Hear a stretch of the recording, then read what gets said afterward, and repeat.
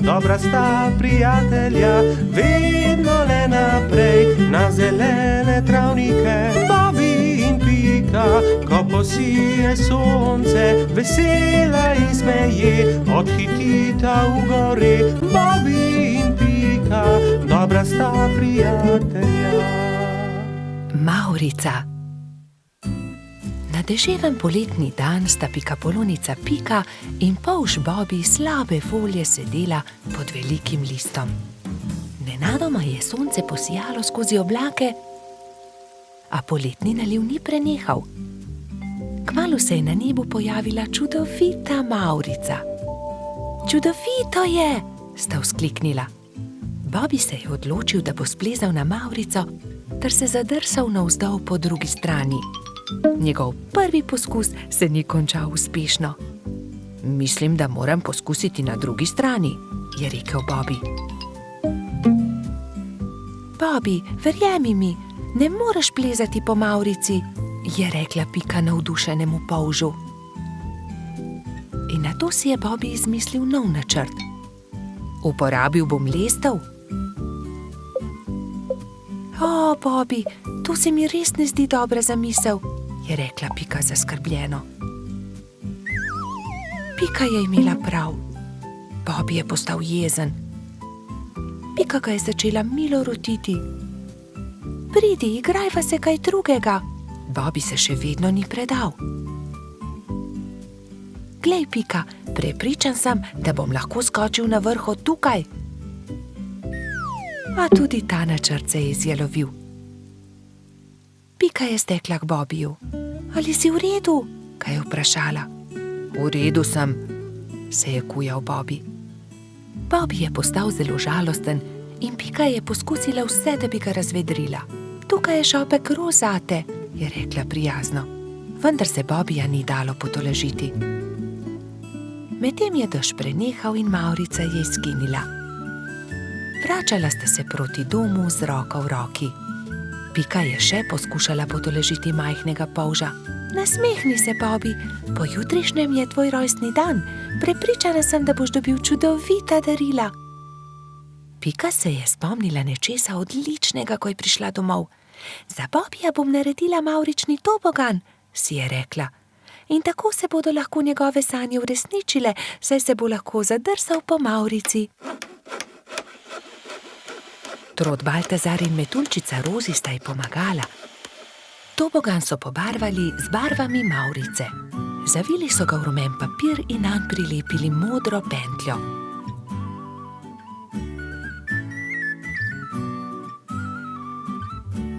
Trije prijatelji so celo spekli torto za Bobbyja. Ko je prišel čas, sta Baltazar in Rozi pripeljala Bobbyja k Pikini hiški, kjer je bilo vse pripravljeno za rojstnodnevno zabavo. In tukaj je tvoje darilo, je vzkliknil Baltazar.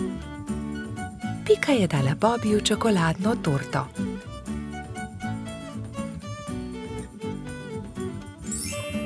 Resnična Mavrica. Mavrični tobogan. Ali lahko preizkusim tobogan? Seveda lahko, je odgovorila Pika. Bobbyju je bil mavrični tobogan zelo všeč. Spet in spet se je spuščal po njem. Rozi in Baltazar sta bila tako vesela, da sta začela poplesovati naokoli. Veš, Pika, je končno rekel Bobby, to je res lepo darilo, hvala ti. Veliko prijateljev je prišlo pozneje na Bobbyjevo rojstnodnevno zabavo. Prišli so kobilica Skokica, koloradski hrošč Edi, kačja pastirka Zefira in celo hrošč Rogač Gašper je prišel.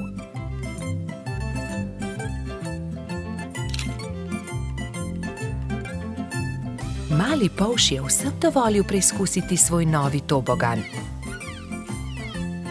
Bobby, Pika in njuni prijatelji so se igrali na toboganu, dokler se ni stemnilo.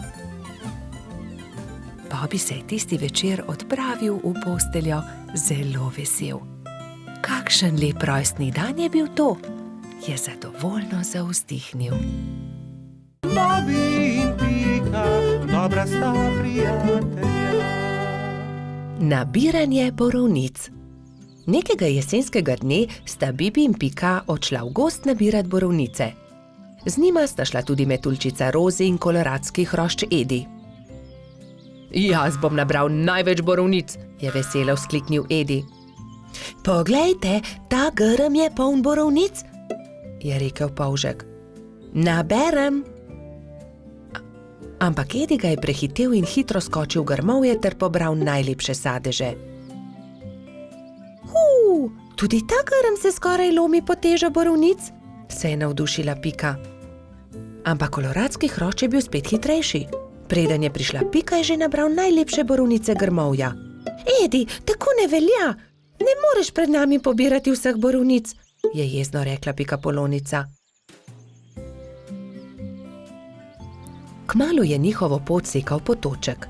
Zgraditi moramo most, je rekla Rozi. Že vem kako. Pridite, prinesimo to izruto deblo. Vsakdo je prijel za svoje delo, skupaj so vlekli težke kose drevesa. Prijatelji so naredili trden most iz izrutega debla drevesa. Končali smo, je vzdihnila Rozi. Poglejte, tam raste borovničev grm, poln velikih modrih kroglic. Ediju ni bilo treba nič več besed. Jaz bom prišel prvi, borovnice so moje. Vendar, ko je odrinil metuljčico, je Rozi zdrsnila noga in je iz mesta padla naravnost v potok. Na pomoč! Joj, Rozi, drži mojo roko, je rekla prestrašeno Pika. Ampak Rozi je potok nesel vedno naprej in ni več mogla doseči Pikapolončine roke. Bibi je prinesel dolgo palico.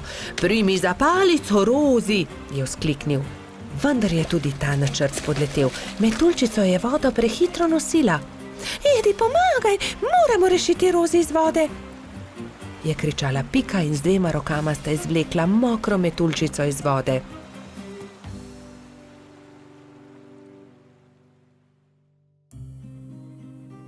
Joj, zelo me zebe in tudi krilca sta se mi zmočila, je drhtela Rozi.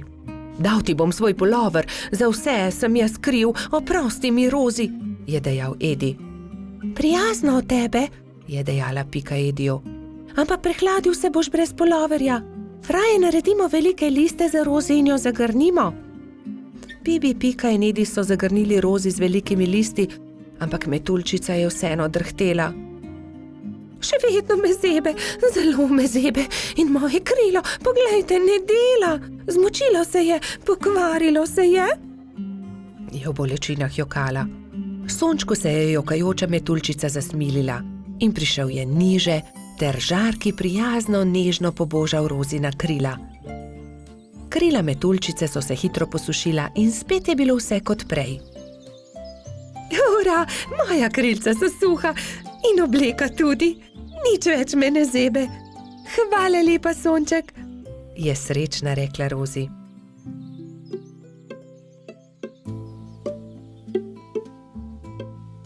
Oprosti, Rozi, je tedaj rekel Edi. Drugič ne bom nabiral borovnic pred vami. In tudi te, ki sem jih nabral, vam bom dal. Hvala, Edi, ampak borovnice naj bodo kar skupne, se je smejala Rozi.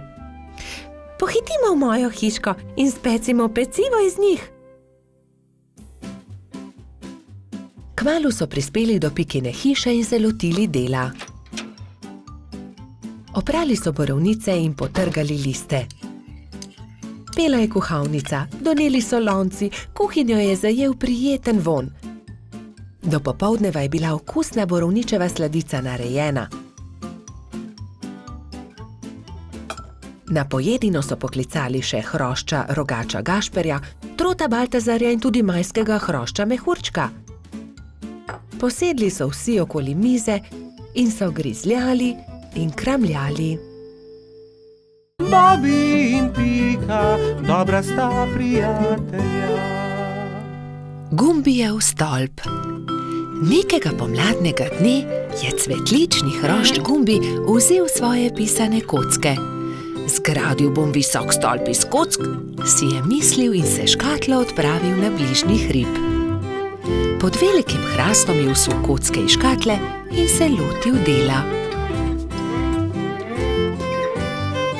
Stolp je rasel in Gumbi je čedalje teže dosegal vrh. Previdno se je stegoval, vendar mu je roka zdrsnila in stolp se je sesul. Joj me, je zavpil Gumbi.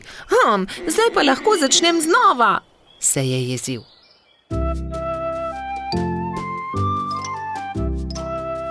Pa je začel znova.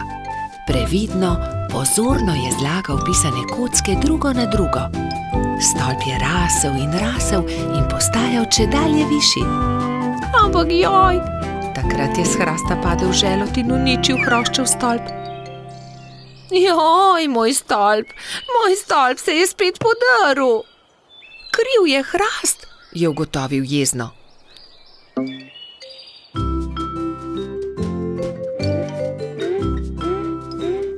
Čedalje bolj nestrpno je zlagal pisane kocke, ko so prišli mimo polž Bobi, pikapolonica Pika in rogač Gašper.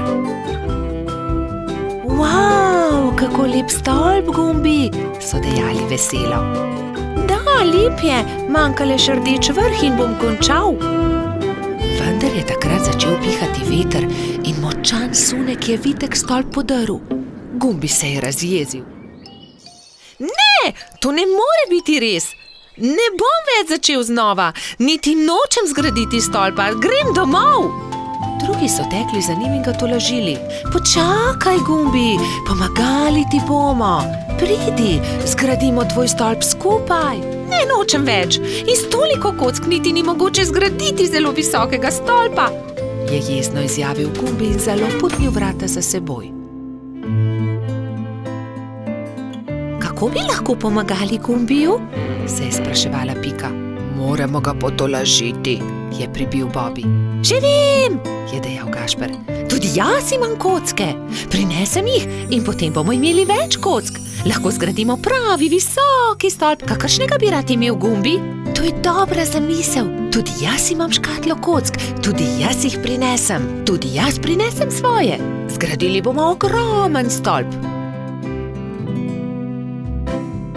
Bobi je vlekel pisane kocke v tovornjaku, Pika jih je porivala v samokolnici, Gašper pa jih je nosil v veliki košari.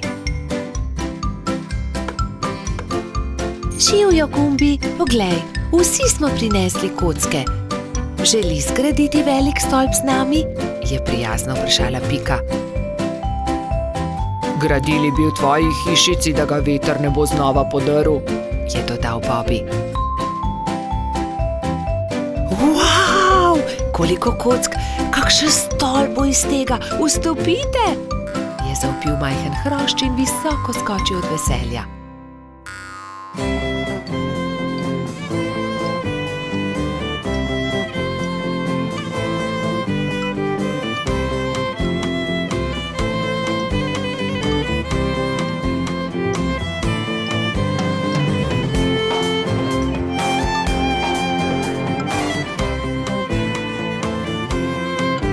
Zdaj pride zadnji košček, rdeči vrh.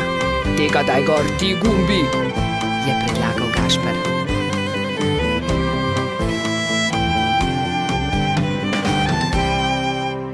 Hura, končanje, so zavpili vsi hkrati.